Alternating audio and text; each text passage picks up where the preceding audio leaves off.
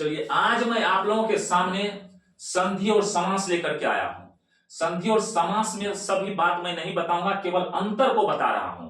अंतर को आप ठीक ठीक देखिए, समझ जाइए। यह परीक्षा के दृष्टिकोण से भी आई है, यह बराबर पूछा जाता है। उम्मीद है इस बार भी पूछा जाएगा, इसलिए इसको छोड़िए मत। इसको जानने से पहले हम लोग समास के बारे में जानेंगे। समास होता क्या चीज है, सबसे पहले समझिए। समास, मास शब्द लगा है, मास से तात्पर्य होता है एक से अधिक। एक से अधिक, इसमें क्या एक से अधिक, वस्तु तो नहीं होगा, शब्द न होगा, एक से अधिक शब्द। और स्व में होता है साथ। एक या एक से अधिक शब्द को जो साथ कर देते हैं वह क्या बन जाता है, उसी को समास कहते हैं। और वही संक्षेप होता है, और उसी को संक्षिप्त रूप भी कहते हैं। तो वैसे भी समझिए, यहाँ पर लिखा हुआ है, आप लोग देख लीजिए, देख करके ही समझ सकते हैं। समास शब्द का अर्थ होता है संक्षेप। समास शब्द का अर्थ क्या होता है, संक्षेप। अर्थात जब दो या दो से अधिक पद है या शब्द है, उसको एक में मिलाएंगे तो संक्षेप हो ही न जाएगा। अपनी भाषा में भी आप लिख सकते हैं। तो देखिए, पहले से आप लोग पढ़े हुए हैं, दो या दो से अधिक पद जब अपने बीच की विभक्ति को छोड़कर आपस में मिल जाते हैं, तब उनके संक्षिप्त मेल को समास कहा जाता है। समझ गए बात को। और आगे पढ़िए, पदों के मेल से बने शब्द को समस्त पद या समासिक शब्द कहा जाता है। पद के जो मेल से, दो या दो से अधिक पद के मेल से जो एक शब्द बनता है, उस शब्द को समासिक शब्द कहा जाता है। जैसे हम एक ठो देखिए उदाहरण लेते हैं।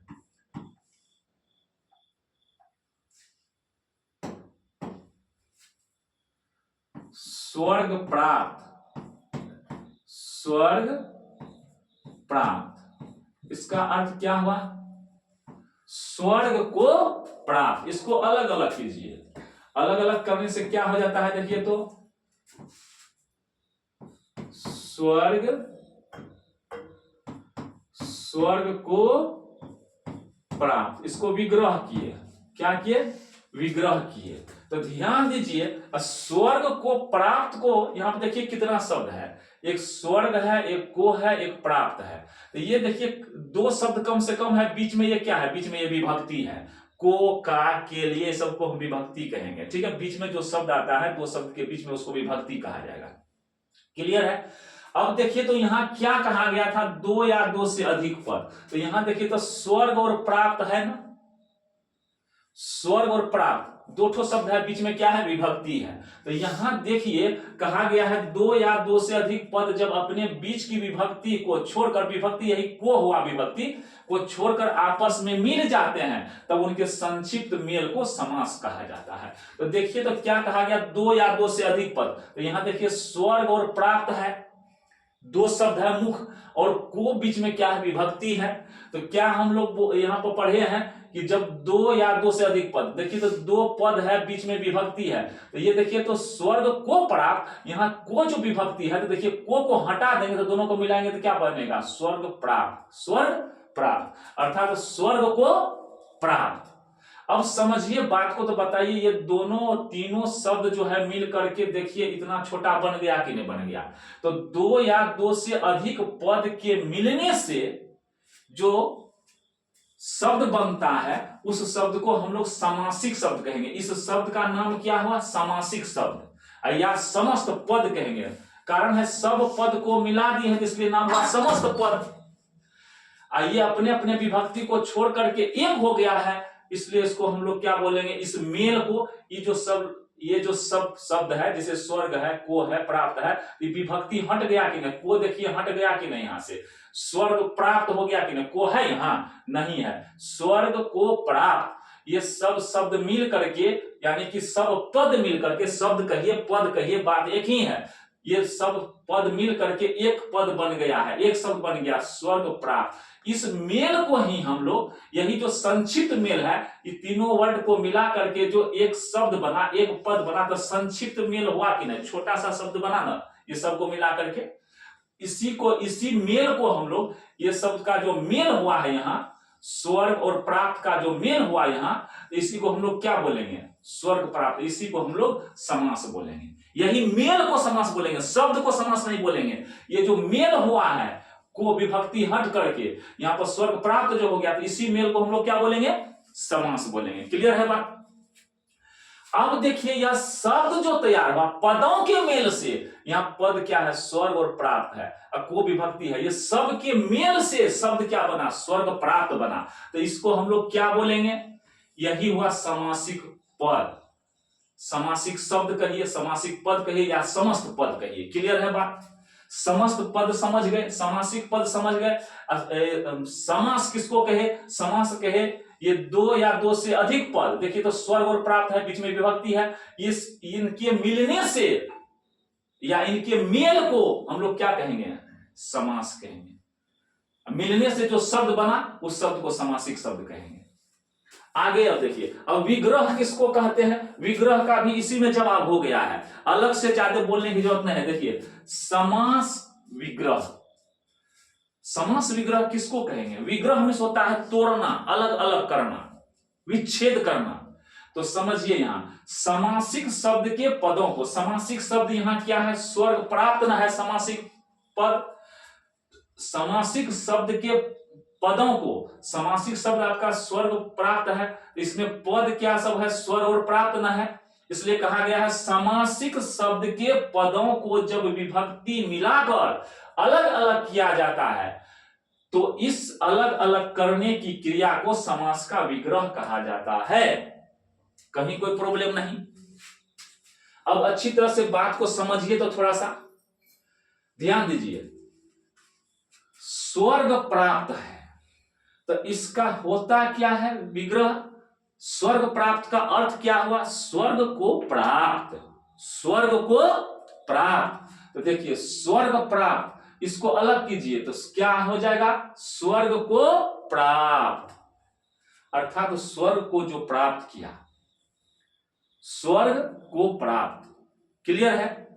अब देखिए स्वर्ग प्राप्त जो ये शब्द था, पद था, यह टूट करके क्या बना, विग्रह होकर के क्या बना, स्वर्ग को प्राप्त। यही ना अलग अलग हो गया, इसको हम लोग विग्रह कहेंगे।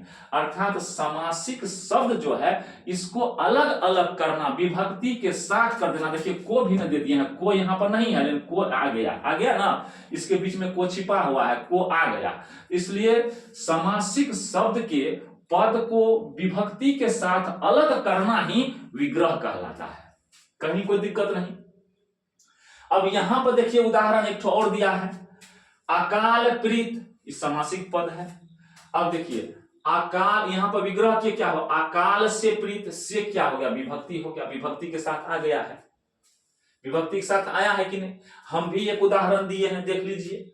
अब यहां देखिए संधि और समास में अंतर, बढ़िया से देखिए, यही बात हमको समझाना है, लेकिन ऊपर जब नहीं बोलते तो नीचे समझने में प्रॉब्लम हो सकता था, इसलिए हम ऊपर कुछ बात बताए, इसको डिटेल में बाद में बताएंगे। अब देखिए संधि और समास में अंतर क्या है। संधि तो आप लोग जानते हैं ना, संधि तो आप लोग पहले से जान रहे हैं। जैसे हम एक ठोस यहां पर देखिए लिखते हैं, विद्या, विद्या जोड़ आलय, विद्या जोड़ आलय क्या होगा बताइए तो, विद्या जोड़ आलय क्या होगा, दोनों मिलकर के विद्यालय हो जाएगा। हुआ कि नहीं हुआ?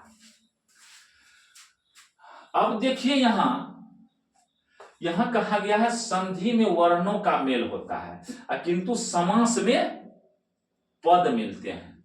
ऐसे भी कह सकते हैं संधि में वर्णों का मेल होता है किंतु समास में पदों के मेल होते हैं, ऐसे भी बोल सकते हैं।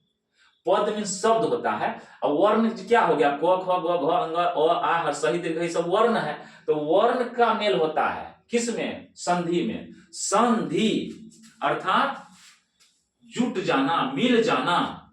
अब देखिए इसमें ध्यान दीजिए अच्छी तरह से, संधि में हम लोग एक उदाहरण यहीं पर लीजिए ना, विद्या जोड़ आलय, क्या हुआ, विद्यालय। तो यहां पर देखिए क्या है, आ है, यहां आ मिला है, और यहां पर भी क्या है, आ है। तो देखिए तो दोनों आ मिल करके यहाँ का ये आ कर है मात्रा है तो आ ही ना हुआ, और यहाँ पर आ है, आ मिल करके देखिए तो क्या हो गया, विद्या जोड़ आलय, आ और ये आ मिल करके आ ही ना बना है।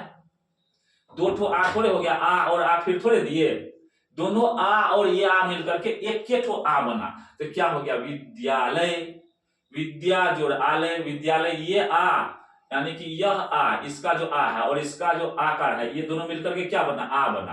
तो क्या हुआ इसमें, वर्ण का न मेल हुआ, आ और आ तो वर्ण है ना, दोनों वर्ण के मेल से आकार ही बना है। क्या बना है अंत में देखिए तो आकार बना है ना, आकार नहीं आ बना है, आकार तो मात्रा होता है, आ बना है ना। अब देखिए संधि में वर्णों का मेल होता है, और समास में कौन सी का मेल होता है, समास में तो पद का मेल होता है, समास में पद का मेल होता है। अब कहिएगा कैसे, जैसे है यहां देख लीजिए अकाल से प्रीत, तो दोनों अकाल और प्रीत अलग अलग शब्द है, अलग अलग पद है, और दोनों मिल गया तो क्या बन गया है, अकाल प्रीत। यहां देखिए स्वर्ग और प्राप्त है, स्वर्ग को प्राप्त, तो दो ठो पद है, स्वर्ग और प्राप्त दोनों मिल गया तो क्या बना, स्वर्ग प्राप्त हुआ कि नहीं हुआ, दोनों के मेल से। इसमें क्या हुआ, समास में दो पद मिला है, स्वर्ग और प्राप्त मिला है, विभक्ति को छोड़ करके स्वर्ग प्राप्त बन गया, दो ठो पद मिला, दो ठो पद मिला। यहां भी देखिए अकाल और प्रीत मिलके क्या बन गया है, अकाल प्रीत, से विभक्ति हट गया। तो समास में पद मिलता है और संधि में वर्ण मिलता है। अंतर हुआ कि नहीं हुआ, एक अंतर क्या हुआ, समास में पद मिलते हैं, स्वर्ग और प्राप्त मिला तो बन गया स्वर्ग प्राप्त, अकाल और प्रीत मिला तो क्या बन गया, अकाल प्रीत, दो ठो पद मिला। लेकिन देखिए तो विद्यालय में क्या हुआ है, विद्यालय में आकार और ये आकार मिला है तो क्या बन गया, आयकार बना है, विद्यालय हो गया है। कहीं कोई बात नहीं, इसमें विभक्ति है, कुछ नहीं है। और एक उदाहरण ले लेते हैं, देखिए संधि का, ये तो संधि है, यहां पर हम संधि लिख देते हैं, संधि ऐसे भी लिख सकते हैं, नोध्वा संयोग भी लिखेंगे तो कोई दिक्कत नहीं, संधि।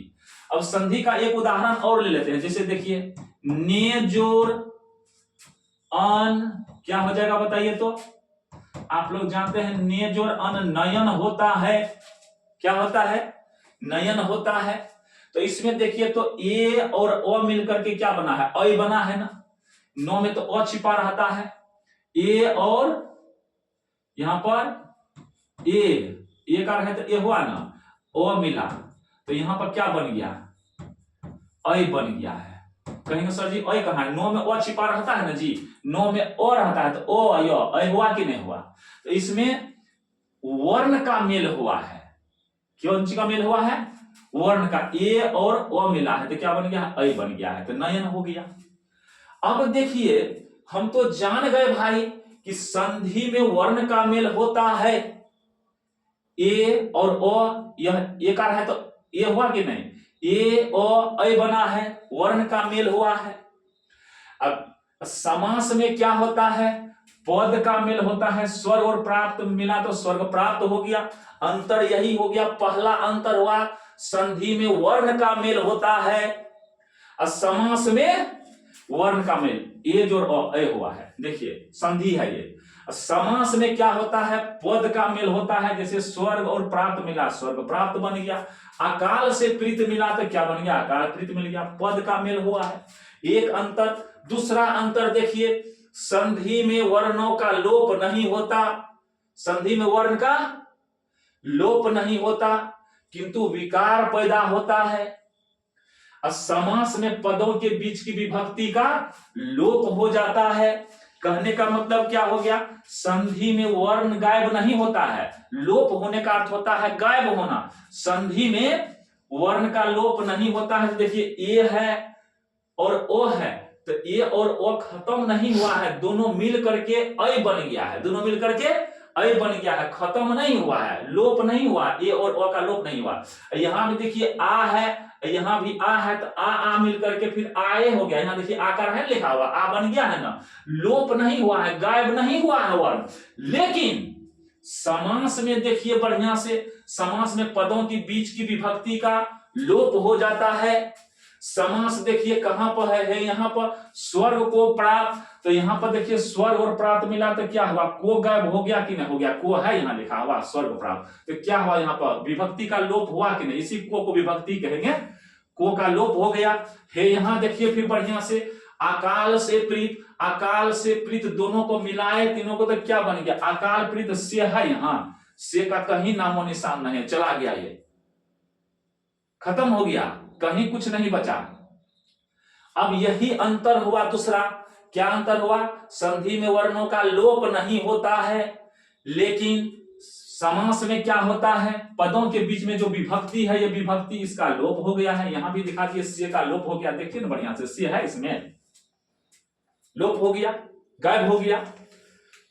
और अगली बात है, आगे भी देख लीजिए, आगे क्या है? आगे देखिए, संस्कृत के शब्दों में जहां समास होता है वहां संधि अवश्य ही होती है। समास हुआ तो संधि होगी ही। कैसे? एक उदाहरण ले लीजिए। उदाहरण में जैसे हम यहां पर लिख रहे हैं, बढ़िया से देख लीजिए। ऊपर में भी पहले भी उदाहरण दिए थे, विद्याजोर, विद्याजोर आलय, क्या हो गया भाई? विद्यालय, विद्या, विद्यालय, देख रहे हैं। अब देखिए यहां इसी को लिख देते हैं विद्या, विद्या का घर, घर को ही हम लोग आलय बोलते हैं, घर को ही हम लोग क्या बोलते हैं? आलय बोलते हैं।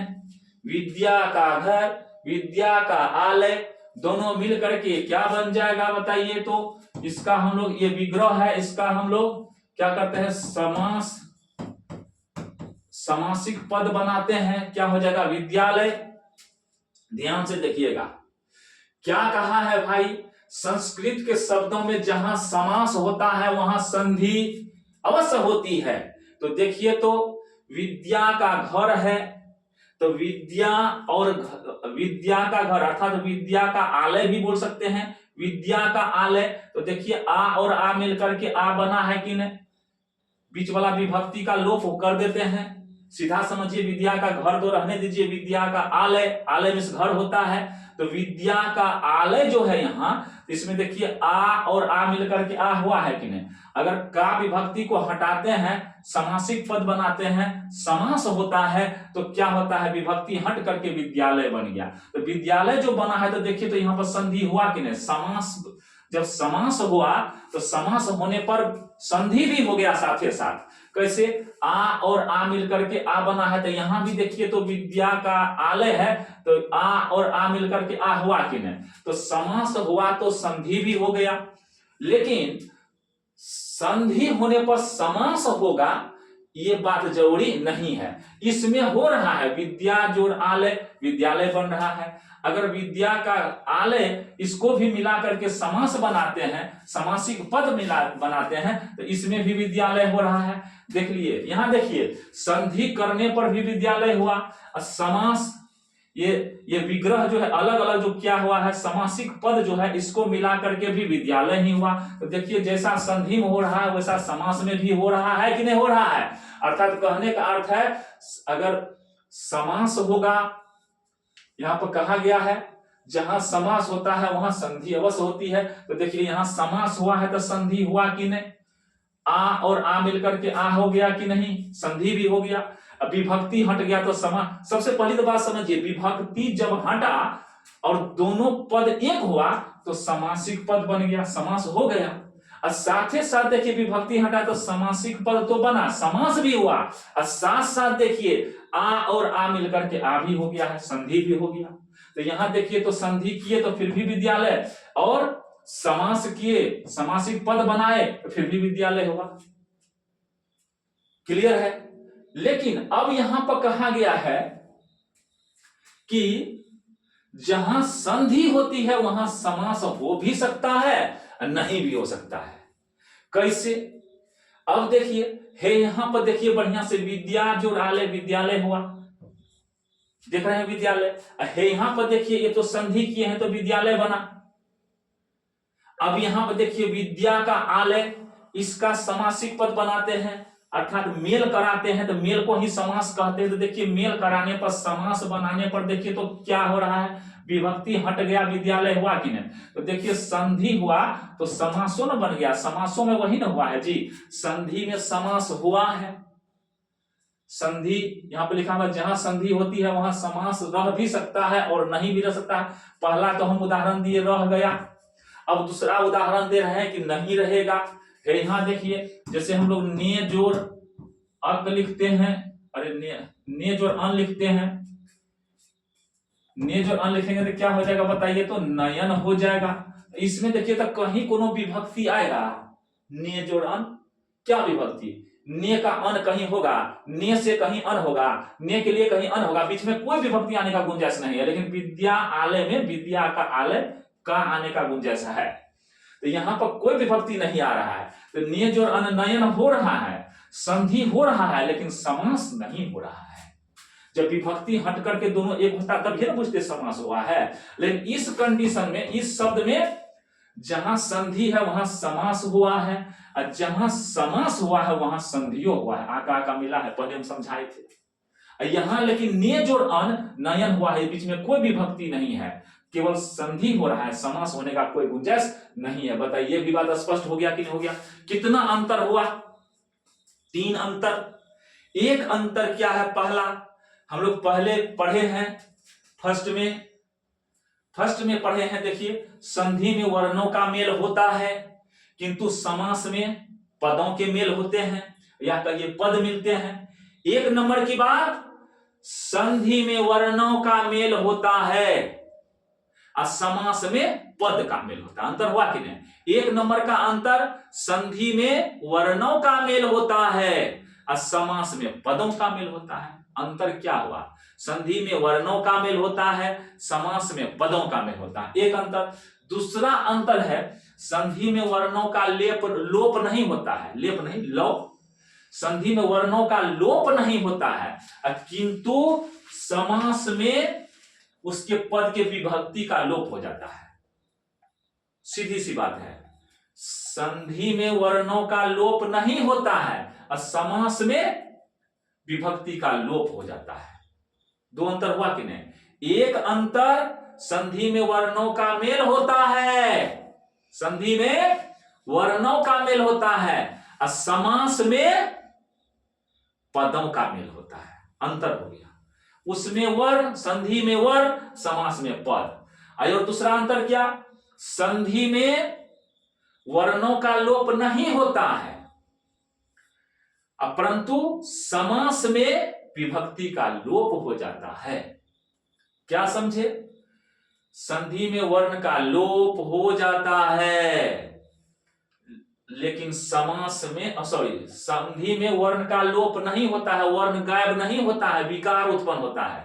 फिर सुन लीजिए, संधि में वर्ण का मेल होता है, समास में पद का मेल होता है। अंतर, एक अंतर। दूसरा अंतर, संधि में वर्ण का लोप नहीं होता है, लेकिन समास में विभक्ति का लोप हो जाता है। संधि में वर्ण का लोप नहीं होता है, लेकिन समास में विभक्ति का लोप हो जाता है। तीसरा अंतर क्या है? तीसरा अंतर आप लोग यहां पर हम देखे जाने कि संस्कृत के शब्द में, सब हिंदी वाला में, संस्कृत के शब्द में जहां समास होता है वहां संधि अवश्य होती है, वहां संधि अवश्य होती है। तो उदाहरण दे दिए हैं, देख लीजिए, 2 उदाहरण बता रहा है कि जहां पर समास हुआ है तो संधि भी हो गया है। देखिए, संधि में और समास में कोई अंतर नहीं। और क्या बताया गया? जहां संधि होती है तो वहां समास हो भी सकता है, नहीं भी हो सकता। जैसे यह देखिए, सबसे पहले नेज और अन है, तो यहां पर समास नहीं हुआ है, संधि हुआ है, लेकिन यहां पर संधि भी हुआ है, समास भी हुआ है। क्लियर है? कहीं कोई दिक्कत नहीं, इसको समझ लीजिए। उम्मीद है कि यह इस तरह का क्वेश्चन पूछा जाता है, 9th क्लास हो, 10th क्लास हो, 11th क्लास हो, 12th क्लास हो, सबके लिए आवश्यक है। धन्यवाद। चलिए, धन्यवाद आप लोगों को, थैंक यू। बने हुए रहिए, लगातार वीडियो को देखते रहिए।